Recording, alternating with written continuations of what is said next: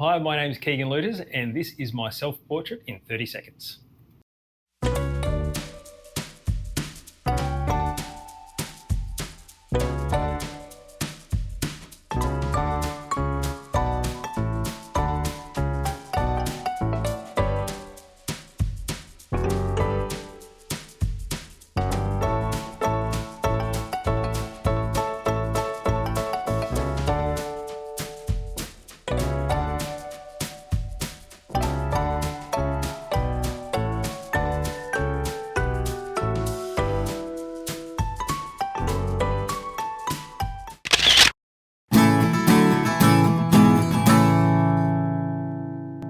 Hi, Keegan. Welcome to Think Visual with Shapeshifters. Thanks, Alan. I'm super glad and excited that you've come back here.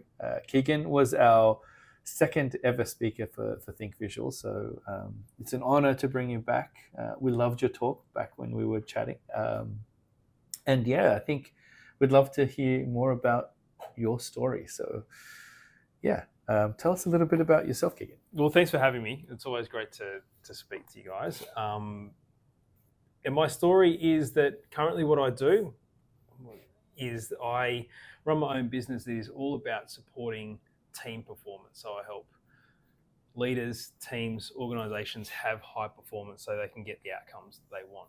And so often people are struggling to get the results that they want, and they don't realize it's often because their teams aren't functioning in the way they'd like to, and I help them to get the teams functioning together. So that means I work with leaders about one-on-one to help, how can they work with their teams. I work with intact leadership and executive teams, and I work with leaders across organizations to help a lot of teams across the organization through the leaders.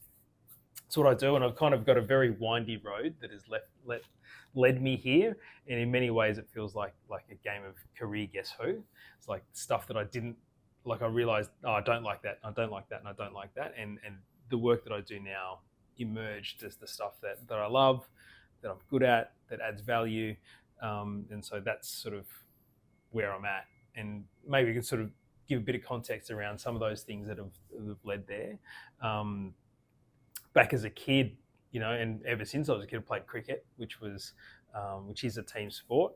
And I realised ever since I've been the age of 8, I have been looking at team performance, and cricket being this unique sort of thing where there's actually a team game, but like a series of individual like matchups in as you go. Like it's, at any given time, it's batter versus bowler, but in the context of what's happening for the team around there. And so from a very young age, more than my daughter now plays netball, and even when she's shooting, we don't really count how many goals she scored. Like, how did your team go? How did you go? And soccer and a lot of the other sports are like that. So from that age, you're not really, your individual stats aren't kept quite so tightly. But, ever since I was, how many runs did you score? How many wickets did you take? How many catches did you take? Were always the things that were tracked. And they were kind of measures around how did I do, but I was always interested in how did I help us win. And the more I played, the more I realised that there were some people that were really good to be on their team because they were just really good cricketers. Like especially when you're little, like if the guy's bigger and stronger, he's really good to have on your team. And as people, that kind of evens itself out. Like the more skilled players on your team are really good to have.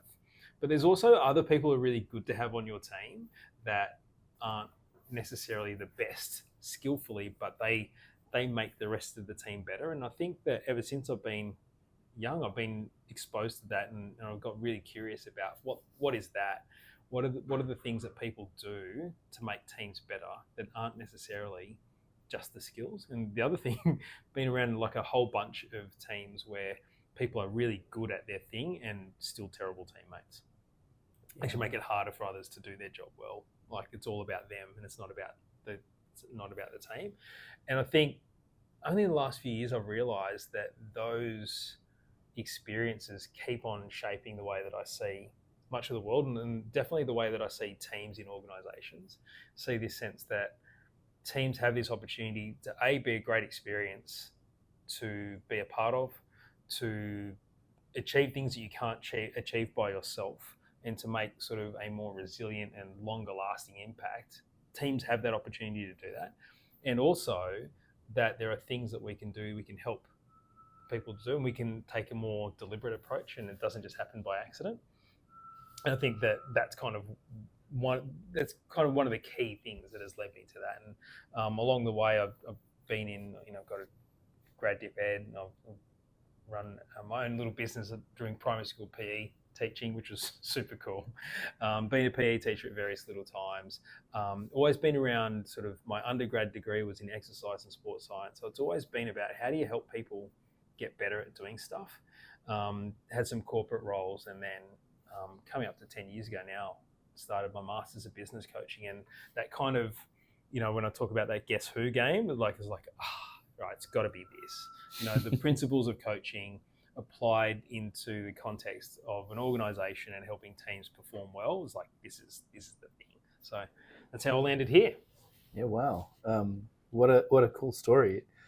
It makes me, I was just going to reflect that what you said about teams and having kind of people who are better teammates and not necessarily the best individual sportsmen. It makes me think of that thing that Simon Sinek was talking about with with the Marines, and how he says that the Marines are arguably one of the most high functioning, best performing teams in the world. And part of their selection process is that they would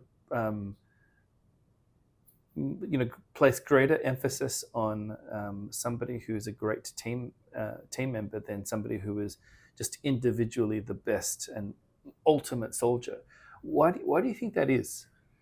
I think, with the example of Marines, right, like there's a cost of entry, right? Like they're not just picking just someone who is a good team member. They've also got to have a very, very high level of skills to be in there, like whatever the Marine skills are. And then the differences aren't as significant there for the collective performance as some of those other things you've spoken about. So do we trust each other? Will this person back us up? Will this person make good decisions under pressure? Will this person consider us or just them? Those are things that are like mission critical and life critical in that situation. And so they invest a lot more in thinking about how is this team going to function, because the team is has those are life and death consequences that they have there. And so they really do need to think about the dynamics in that team will make an impact on the decisions that get made and the actions that we take. And therefore they're thinking about that. And I think what I see in organizations is that we don't really think that that's going to happen. We don't really think that the dynamics in the team are going to impact the decisions that we make and the actions that we take, but they do. But I think the stakes are so high for the Marines that it sort of becomes this really clear example of they're imagining, who do I want next to me when this goes down? And that's a very different way that we often think about that. When we recruit in organizations, it's like, well, who's got the best skills to add in, and the rest will figure itself out. And there's a whole bunch of evidence that that's not what actually happens, right? Like you can put, Adam Grant talks about this idea of like the problem with all-stars. Having too many all-stars in your team can be a problem. And it's like, you see it in sport, in research, in academia, all these sorts of situations where the individual talent isn't actually the determining factor when it comes to the collective performance. And the Marines, where I think you look anywhere where results really, really matter, like where there's life and death and stuff, or there's like big consequences of the results that you get, like you talk about elite sport, military, space travel, operating theaters and all this sort of thing. They really, really value how well is this team going to work. They really acknowledge it and they really think about it. So when everywhere you look, okay, we really need to have the results, they think about what's going on in the team and how do we get the right team and not just the best individuals. Wow. I wonder how much we're actually missing out by not thinking about it in that way. I mean, and by we as in businesses? Mm. You know, how much are they missing out? I have a question about high-performing teams. Yeah. I've heard this stat that 20% of teams are high-performing teams. What exactly does it mean to be a high-performing team, and is it true that it's 20%? It seems to be somewhere around there. So the research I've looked at typically bounces around between sort of 17 and 25% over the last sort of couple of decades, really. And different people have measured it in different ways, and it tends to seem to be it's somewhere in that range. So 20% is a pretty good estimate, and it really depends on how people define high performing. And one of the things I like to do when I'm talking to people is separate this idea of how effective is our team, so the results is our effectiveness, and our behaviours are our performance. And so a high performing team is a team that does the behaviours that they think are going to get them results and are behaving in the way that they want to, that they think are likely to get the results. Because I think we can get sort of blurred between thinking, well, we're getting results, therefore we're a high performing team. And that's, I think we can all think of examples of where teams have got results in spite of how they behave, not because of how they behave. And the inverse can happen, is like you're doing all of the right things, but you're not getting the results that you want. So I'd say a high performing team is a team that has those behavioral patterns that they have decided that they want to commit, that are likely to get them their results. They might be wrong about getting the results, but they're doing the things they said they wanted to do. And so, like, to just flesh that out a little bit more, if you're a sales team and you've got a product, like if you're a terrible sales team, but as of February, March 2020, you were selling Zoom, like you're going to, like, it doesn't matter. Like the situation around, like you couldn't not sell Zoom subscriptions. Like even, like, how could you not? Just because the situation around that just meant, like, you could be a really terrible team, but it's almost impossible not to do well because of the situation. That same team could, use those same behaviors in a different market and do really, like, not get the results, or vice versa, where if you're just selling a product where, again, we use that kind of COVID sort of situation where if you were selling face-to-face conferences like a whole bunch of people were, it doesn't matter how well you're doing that, like you're doing all the right things, that thing, all the circumstances around you just meant that doesn't matter, your behaviors might be right, you're performing well, but you're not getting the results. So to answer your question, the teams that I think are high performing are the ones that are behaving in the way that they have decided that they want to. There's a whole bunch of teams that don't even know how they want to behave, but they've decided that they want to get the results that they are seeking, not necessarily that they're getting the results. Speaking of results, I've seen you get results through a number of different ways, and I think one of the ways that I notice that you work in is using visuals, and how you kind of articulate your ideas with visuals, but also how you facilitate people and facilitate teams and discussions using visuals. Can you tell us a little bit about the role that visuals play in getting a team to align or getting a team to understand what it is that you're talking about? Can we do a little bit of exploration around that? Yeah, sure. So I think that one of the things that often holds teams back from performing in the way that they want to are some of the assumptions they have about what teams are and how they work. And so that's where I find quite often visuals can facilitate conversations and to help people to express or explore some ideas around what are some of the assumptions around how we think that teams work.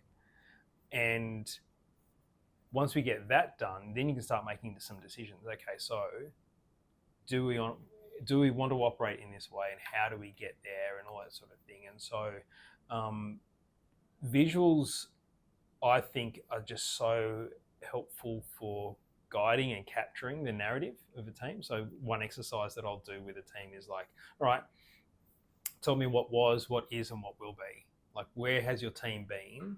Where are you now, and where are you going? And sort of asking them to very deliberately talk about where you're going, and they can use, they'll use different images, they'll use different colors, there'll be different sizes involved, there'll be different locations, and sort of like, quite often where they're going will be sort of higher and to the right on on a wall. We're doing this on a wall. It's like, okay, interesting, and sort of helping them talk through that, and it feels more tangible, feels like they've got more agency in the whole process. And I think that's one of the things that I'm trying to do when I'm working with teams, is saying, like, you are authoring this, you are a part of this system that is going to function in a certain way, and you can make some choices about this. Like, you can't change necessarily what was and what is, but you can from here choose what will be. And so having them interacting with that, having them creating it themselves is really important, and that the visuals help it become less of an intellectual exercise and a bit more of a kind of interpersonal and sort of engaging exercise that really becomes like, there's a whole bunch of good things that come out of using visuals. So it becomes an artifact, so they can refer back to it. It lives on the walls while we're doing the work, and then I'll send them photos of that afterwards. And if I'm working with, if we've partnered, then they get a very refined and very sort of distilled version of that. But even if it's just me and them and their images, there is something they can come back to that is theirs, and it's not something that has been imposed on by me or someone else. There's some decisions that they've made, and they can keep referring back to that. And that's, again, if you come back to high performing, it's like deciding how we want to perform or how we want to behave, and are we doing that? And so this is, all of the visuals quite often help that. And there's some sometimes complex and sometimes not very complex concepts that come up in conversation, and being able to graphically do that. Sometimes I think what my job is to give different doors to the same house.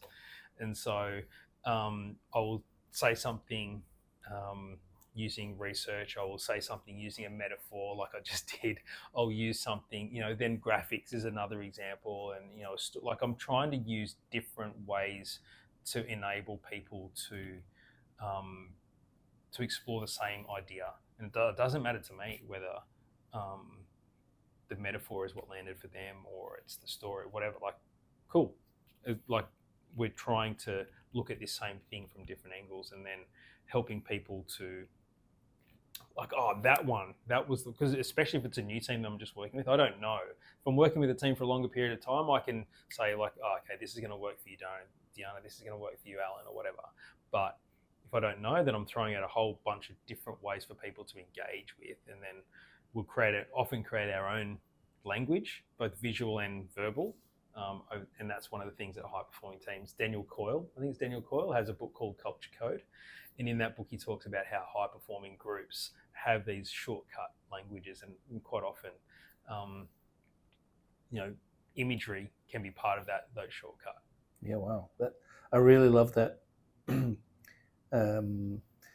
metaphor you said with different doors to the same house, using visuals to provide multiple pathways.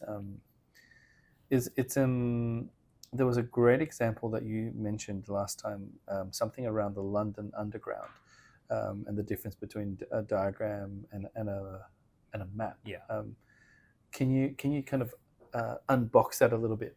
Yeah, I love that example. I can't remember exactly where I first heard of it, but the sense that, the London Underground, when it was first released, the authorities there produced a really accurate map of the network. And so it had all the topographical features. It had the parks and the rivers and the streets and the roads, and it was correct. So the way that the track went was sort of, it showed the route that the track went. It showed exactly how far apart all of the stations were, and people were overwhelmed by it and didn't use it very much.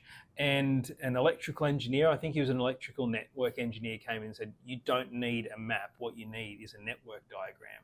And he created the thing that we are very familiar with now, which is actually quite inaccurate in many senses. So the stations are exactly the same distance apart. The tracks, according to the diagram, only run horizontally, vertically at 45 degrees. They're color coded, sort of thing. But he produced this, and then they couldn't keep up with printing them enough. People found them so useful, they wanted a copy, and they put it into practice straight away. And I think a lot of us are guilty of that quite often. Sort of, we want to create the map. We know the subject matter so intimately. We are so caught in the detail. And actually, what we need to create for ourselves and others are diagrams that have enough accuracy. So, like, it doesn't work if the two stations that are next to each other on the map are actually on opposite sides of the city. So there needs to have enough integrity in the map, but they're useful enough and have the principles enough that are able to be put to use. And that approach is now basically the gold standard for how you, like, I don't know if there's a city in the world that has a train network that doesn't use a network diagram as opposed to a map. It's so useful. And I think about, it's a long time ago now, but I was in Tokyo, don't speak Japanese, don't read Japanese, but was able to get myself around because the diagram was something I was familiar with. It was a way of communicating where things were relative to each other and how I would navigate myself from one point to the other. It's just, I love that as a metaphor in my head around this idea of what's the diagram here that we can actually put to use, as opposed to the map that has all of the intricate detail that can become overwhelming, even if it's accurate. Yeah, wow. Do you yourself use diagrams to communicate with teams? Yeah, I think it's one of the things I try and do a lot. One of the things I make a sort of overly simplistic distinction between working as an individual, working as a group, and working as a team. In reality, the lines are a lot more blurred than that, but we sort of make the distinctions between them. And I sort of have diagrams for each of those levels, and we talk about what does it look like working as an individual, as a group, as a team. What's the role of the leader in each of these situations? And those diagrams facilitate really useful conversations, even though they're more simplistic than the reality. They actually really help people to go and explore, okay, so when do we need to work as individuals, and when does it serve us to be sort of hierarchically structured, and when does it serve us to be more interdependent as teams? And those diagrams that are a simplification of reality actually really help that conversation. That ultimately helps the teams make some decisions and then take actions, and that's kind of the flow. I think that the kind of the diagram that gives that helps make decisions and take actions. Yeah, wow.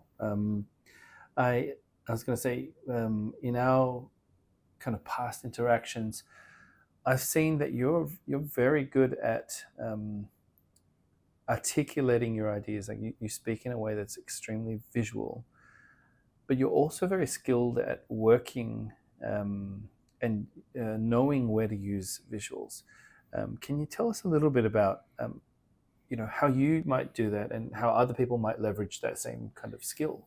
Yeah, I think, thank you for that. I don't really think of myself as a visual thinker, and I think it is in working with you that you've kind of pointed out, and I've honed and built that skill a little bit, but also you've just pointed out that, that's actually something you do possess.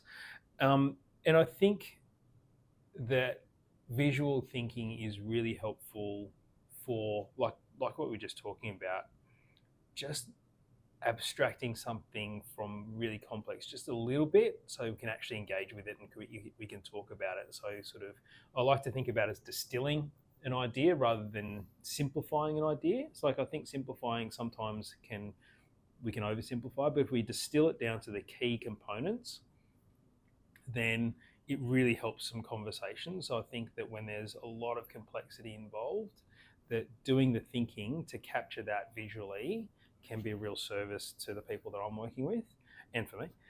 So I think that's one of the things. When you get onto something that you want people to be able to reconnect with readily, I think that diagrams are really helpful.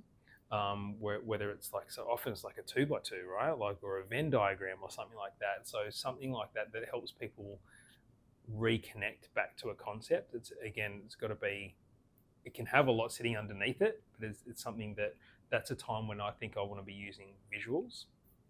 And also when it is a little bit more conceptual. And so when I'm talking about, one of the things I'll talk about is that your org chart is lying to you.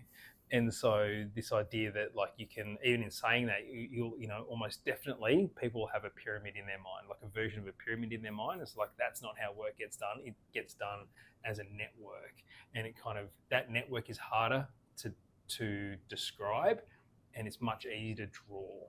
When you draw that, people get it a lot more simply. Or I show a version of what they call organizational network analysis, how organizations actually work with each other, and you contrast that with the org chart that we'll still use. You can see that difference. And so there's times when my language is insufficient to explain the message, and that's where I lean on visuals a lot.